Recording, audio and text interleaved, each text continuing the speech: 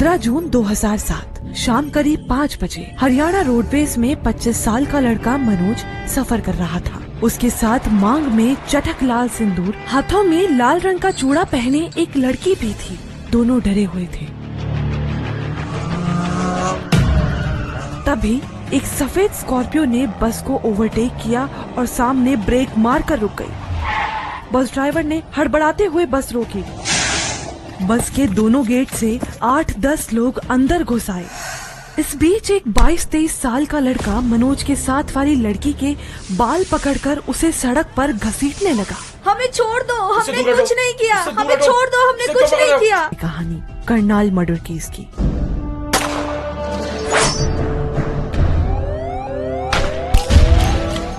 कोई मनोज के दोनों हाथ को पीछे की तरफ मरोड़कर गर्दन में हाथ फंसाए हुए लात घूंसे से मारने लगा, तो कोई उस लड़की को बालों से खींचकर घसीटते हुए हाईवे के किनारे ले जाने लगा। वो बस गिड़गिड़ाती रही, लेकिन वो लड़का उसे गाली देते हुए उसके मुंह कान नोचने लगा, जोर जोर से थप्पड़ मारने लगा।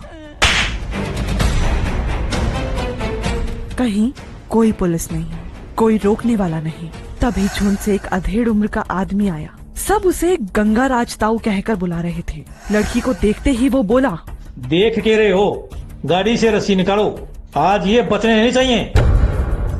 ये सुनते ही उन लोगों ने उस लड़की का दुपट्टा खींचा, फाड़ा और दोनों के मुंह में ठूस दिया। दोनों के हाथ को पीछे की तरफ करके बांध दिया। उस लड़की को डंडे से मारते हुए गाड़ी में धकेल दिया और फिर सभी मनोज को घसीटते हुए उसी स्कॉर्पियो के पीछे ले गए। गाड़ी से बांधकर उसे लटका दिया। अब वो गाड़ी कैथल के लिए चल पड़ी। पीछे बंधा मनोज छटपटा रहा था। उसकी गुलाबी शर्ट लाल हो गई, शरीर हाईवे पर घिसटता रहा। जून के महीने में गर्म डामर की सड़क मनोज की खाल उधेड़ने लगी। सिर्फ एक पैर में स्पोर्ट शू बचा था।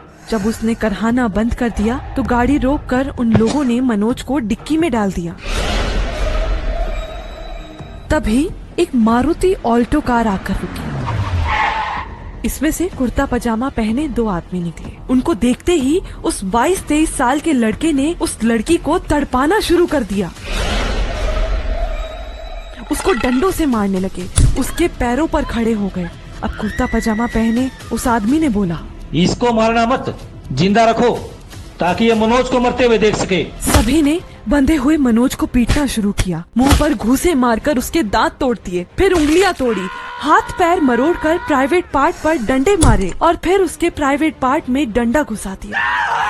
एक जोरदार आखिरी चीख। अब मनोज ने उस लड़की के सामने दम तोड़ दिया। इधर जमीन पर पड़ी वो लड़की ये सब अपनी आंखों के सामने देख रही थी। करहाते हुए बोली, तुमने मनोज को मार दिया तो अब मुझे भी मार दो। सुनते ही वो लड़का गुस्से से तमतमा गया। उसने कोहनी से उस लड़की की गर्दन फंसाई, जबरदस्ती उसका मुंह खोला और सल्फास की डिब्बी उड़ेल दी। जोर लगाकर उसका मुंह बंद कर दिया, फिर उसका चेहरा जमीन पर पटक कर दबा दिया। वो लड़की बस छटपटाती रही और कुछ मिनटों में शांत हो गई।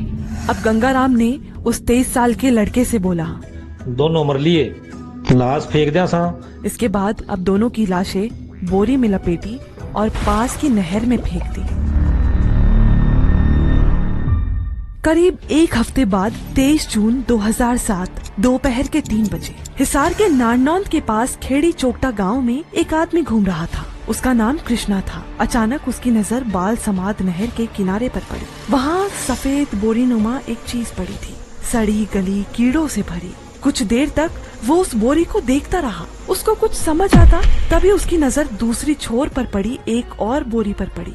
ये जगह वहाँ से करीब 100 किलोमीटर दूर थी, जहाँ मनोज और उसके साथ वाली लड़की की लाश फेंकी थी। भागता हुआ कृष्णा नारनौंद पुलिस थाने पहुंचा। एसएचओ विनोद कुमार को लाशों के बारे में बताया। शाम करीब 4 बजे एसएचओ अपनी टीम के साथ नहर के पास पहुंचे और लाशों की तस्वीरें ली। शरीर पर मिले कपड़े, चप्पल और गहनों को भी उतार लिया गया। पोस्टमार्टम हुआ। कुछ दिन तक ये लाशें मॉर्चरी में रखी रही, लेकिन जब कोई पूछने नहीं आया तो इन लाशों को लावारिस मानकर इनका दाह संस्कार कर दिया। घटना वाले दिन पुलिस कंट्रोल रूम के पास एक कॉल आया। हेलो साहब, नीला खेड़ी टोल नाके से कुलदीप बोल रहा हूँ। अभी कुछ लोग एक लड़का लड़की को बुरी तरह मारते पीटते ले गए। लड़का गाड़ी के पीछे लटका हुआ था। मैंने गाड़ी का नंबर लिख लिया है। पुलिस ने इस कॉल को फॉर्मेलिटी की तरह हैंडल किया। वॉकी टॉकी पर मैसेज फ्लैश हुआ, लेकिन कोई एक्शन नहीं। इधर शाम के 5 बजे के बाद से ही मनोज का मोबाइल बंद आ रहा था। The number you are trying to call is currently not reachable. उसकी माँ चंद्रपति और बहन सीमा लगातार उसे कॉल कर रहे थे। चंद्रपति घबराई हुई सीमा से बोलती है, सीमा, कुछ ठीक नहीं लग रहा। कह रहा था बस में बैठ गया हूँ, लेकिन अभी तक तो फोन नहीं आया। इसी उलझन में रात बीत गई। अगले दिन दोनों माँ बेटी ने रिश्तेदारों को भी फोन किया, लेकिन मनोज की कोई खबर नहीं मिली। एक दिन और बीत गया। अगले दिन जब चंद्रपति काम के लिए निकली तो गांव के एक आदमी ने आकर चंद्रपति से कहा, लोग बता रहे हैं कि मनोज को मार दिया है। ये सुनते ही चंद्रपति कलेजा पीटने लगी। मेरे कलेजे के टुकड़े को उन लोगों ने मार दिया। दोनों माँ बेटी भागी भागी 15 किलोमीटर दूर राजौंद थाने पहुँची। माँ ने थानेदार से कहा, साहब, मेरा बेटा 3 दिन से गायब है। लोग कह रहे हैं कि उसे मार दिया। आप कुछ पता करिए। थानेदार डांटते हुए बोला, तुम्हारा बेटा क्या हमें बता कर गया है? जाओ यहाँ से। मनोज को ढूंढते हुए माँ बेटी दर दर भटक रही थी और आखिर में वो करनाल के बुटाना थाने पहुँची। बोली, साहब, रिपोर्ट लिखानी है। मेरा बेटा 4 दिन से गायब है, फोन नहीं लग रहा है। 5 जून की शाम 4 बजे मेरे बेटे ने मुझे कॉल किया था। कह रहा था कुरुक्षेत्र के पिपली बस स्टैंड के पास है, वो दिल्ली जा रहा था। 5 बजे से उसका फोन बंद है, कुछ अता पता नहीं है। वहाँ बैठे एएसआई धर्मपाल ने डांट कर कहा, 4 दिन हो गए और अब आई हो। वहीं एसएचओ चंदर भी थे। उन्हें एकदम से वो टोल नाके वाला फोन कॉल याद आया। एसएचओ चंदर तुरंत चंद्रपति और सीमा को लेकर नीलोखेड़ी टोल नाके पहुंच गए। वहां पुलिस को फोन करने वाला कुलदीप मिला। सीमा ने पर्स से मनोज की फोटो निकालकर उसे दिखाई। कुलदीप जोर से बोला, हाँ, यही लड़का था। मेरे पास उसका एक जूता भी है। चंद्रपति और सीमा उस जूते को माथे से लगाकर रोने लगी। ये तो मेरा मनोज का है। मेरा मनोज कहाँ गया? भैया के साथ क्या किया? वो जिंदा भी होगा या नहीं? एसएचओ चंदर ने गुस्से में कहा, देखो अम्मा, ये मामला हमारे इलाके का नहीं है। कैथल की रहने वाली हो, वहीं जाओ। चंद्रपति अब पूरी तरह टूट चुकी थी। वो रोती बिलखती डीएसपी करनाल के पास पहुंची और दोनों ने पूरी कहानी सुनाई। मैं कैथल के करोड़ा गांव से हूँ। पति की मौत के बाद पेंशन से ही घर चल रहा था। 4 बच्चों में मनोज सबसे बड़ा था। 2005 में उसने गांव में एक इलेक्ट्रॉनिक्स की दुकान खोली। वहीं पर एक लड़की आने लगी थी, उसका नाम बबली था। दोनों की घंटों फोन पर बात होने लगी। मैंने रोका भी था कि गांव की लड़की है, अपने ही गोत्र की है, मामला बिगड़ जाएगा। हम बबली के घर भी गए थे, पर उसके घर वालों ने गालियां देकर भगा दिया। 6 अप्रैल को भाई घर से निकला और अगले दिन बताया कि दोनों ने चंडीगढ़ जाकर हाई कोर्ट में शादी कर ली है। बबली के घर वालों ने बेटी को अगवा करने का आरोप लगाकर रिपोर्ट लिखवा दी। धमकी देते थे कि तुम्हारी दोनों बेटियों को भी नहीं छोड़ेंगे। पुलिस भी रोज धमकाती थी। साहब, इसी बीच पंचायत बैठी और खाप ने फरमान जारी कर दिया, कोई हमसे बात नहीं करेगा। मनोज दिखे तो मार देना, जो विरोध करेगा उस पर 25,000 का जुर्माना लगेगा।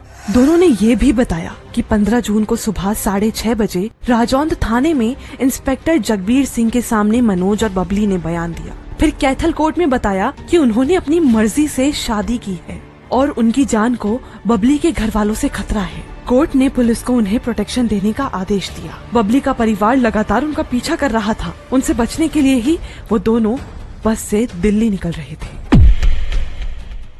मामला समझने के बाद डीएसपी ने तुरंत बुटाना थाने को एफआईआर दर्ज करने को कहा। आईपीसी की धारा 364, 302, 201 और 120 बी के तहत केस दर्ज हुआ और छानबीन शुरू हो गई। 20 जून को पुलिस ने बबली के गांव करोड़ा और उसके रिश्तेदारों के घर छापा मारा, लेकिन कोई हाथ नहीं आया। पूछताछ में उसके चाचा, मामा और मामा के बेटे का मोबाइल नंबर मिला। 21 जून पिपली बस स्टैंड, वहाँ के एक बूथ ऑपरेटर विजय कुमार ने बताया, हाँ साहब, शाम करीब 4 बजे एक लड़का और लड़की कॉल करने आए थे। जब पुलिस ने मनोज और बबली की तस्वीर दिखाई, विजय ने पहचान लिया। अब शक यकीन में बदल रहा था और पुलिस ने 4 दिन बाद स्कॉर्पियो के ड्राइवर मनदीप को भी गिरफ्तार कर लिया। इधर जुलाई की 1 तारीख को बुटाना थाने में खबर आई कि 23 जून को हिसार के नारनौंद थाने में 2 लाशें मिली थी। उन्हें लावारिस समझकर जला दिया था, लेकिन उनकी चीजें रखी हैं। मनोज की मां चंद्रपति और बहन सीमा तुरंत हिसार पहुंची। कपड़े और मनोज की दी हुई सोने की अंगूठी देख चंद्रपति जमीन पर गिर पड़ी। हे भगवान, बेटे का मरा मुंह भी नहीं देख पाई। खाप के फरमान पर उन्हें मनोज की अस्थि विसर्जन के लिए गांव में एक कलश तक नहीं मिला। आखिर में सीमा ने किसी दूसरे गांव से कलश मंगाया। दुकानदार, सब्जी वाला, दूध वाला, सब ने मुंह फेर लिया। सब चाहते थे कि वो केस वापस लें और गांव छोड़कर चले जाएं। मनोज बबली के कत्ल के 12 दिन बाद 26 जून 2007 की सुबह पुलिस ने स्कॉर्पियो ड्राइवर मनदीप को पकड़ा और पूछताछ शुरू की। इंस्पेक्टर अमरदास के सामने कांपता हुआ मनदीप हाथ जोड़कर बोला, साहब गलती हो गई, मुझे नहीं पता था कि ये लोग किसी को किडनैप करेंगे। इंस्पेक्टर अमरदास ने गुस्से में जमीन पर डंडा पटका और पूछा, कौन लोग? सच सच बता वरना। मनदीप पसीने से तरबतर हो गया था। डरते हुए बोला, 15 जून को मैं कैथल सिविल अस्पताल के पास गाड़ी में सो रहा था, तभी 6 आदमी आए। बोले घर की लड़की भाग गई है, पकड़ने अंबाला चलना है। ज्यादा पैसे दिए तो मैं भी चल पड़ा। इंस्पेक्टर ने अब सख्ती से पूछा, उन्होंने कहा और तू चल पड़ा? मनदीप ने जवाब दिया, साहब मेरी बगल की सीट पर 52 से 53 साल का एक आदमी बैठा था। सब उसे गंगाराज ताऊ बोल रहे थे। रास्ते में उसके पास फोन आया और उसने गाड़ी रुकवाई और बोला कि वो दोनों अंबाला नहीं पिपली की तरफ जा रहे हैं। आधे घंटे बाद हम लोग पिपली बस स्टैंड पहुंचे। वहां मोटर गाड़ी पर 3 आदमी आए।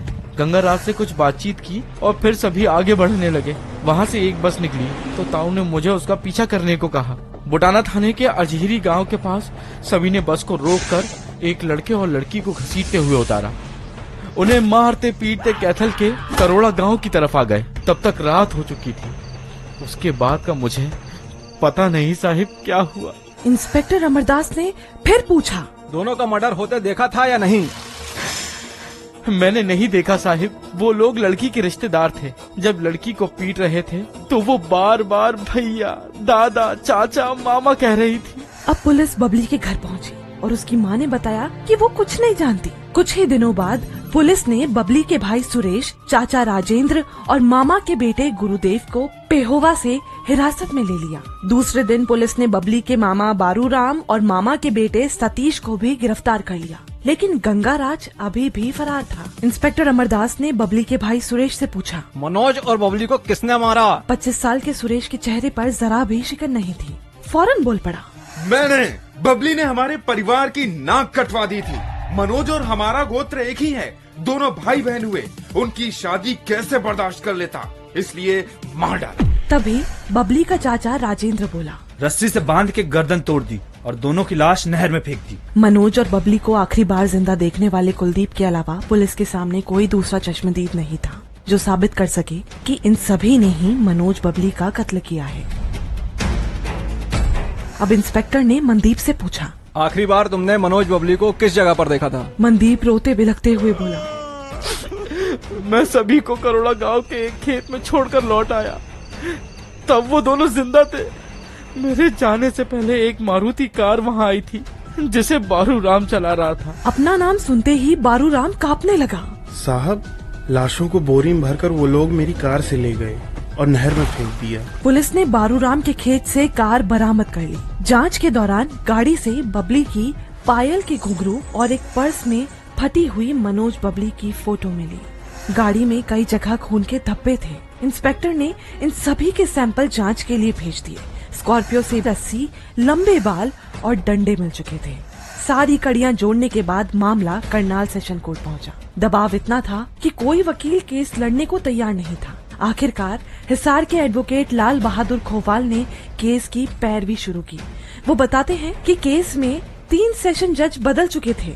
आखिरकार जज वाणी गोपाल शर्मा की अदालत में केस चला। अब कोर्ट में बहस शुरू हुई। मनोज के वकील खोवाल ने कहा, माय लॉर्ड, मनोज बबली ने अपनी मर्जी से शादी की थी, जो कानूनन हक है। पोस्टमार्टम रिपोर्ट से भी पता चलता है कि दोनों की बेरहमी से हत्या की गई है।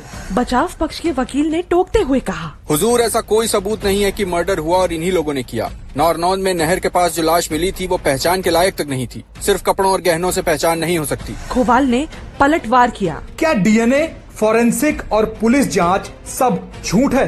बबली के भाई ने सल्फास की डिब्बी खुद बरामद करवाई। कार से मिला खून उसकी मां से मैच कर रहा है। माय लॉर्ड, ये बबली की ही लाश थी। 25 मार्च 2010 को जज वाणी गोपाल शर्मा ने सुरेश सहित 7 को दोषी माना और 30 मार्च को गंगाराज को उम्र कैद की सजा दी। 100 पन्नों की जजमेंट में कोर्ट ने आगे कहा, जिस भाई को बहन की रक्षा करनी चाहिए थी, उसने ही रिश्तेदारों संग मिलकर उसकी और उसके पति की हत्या कर दी।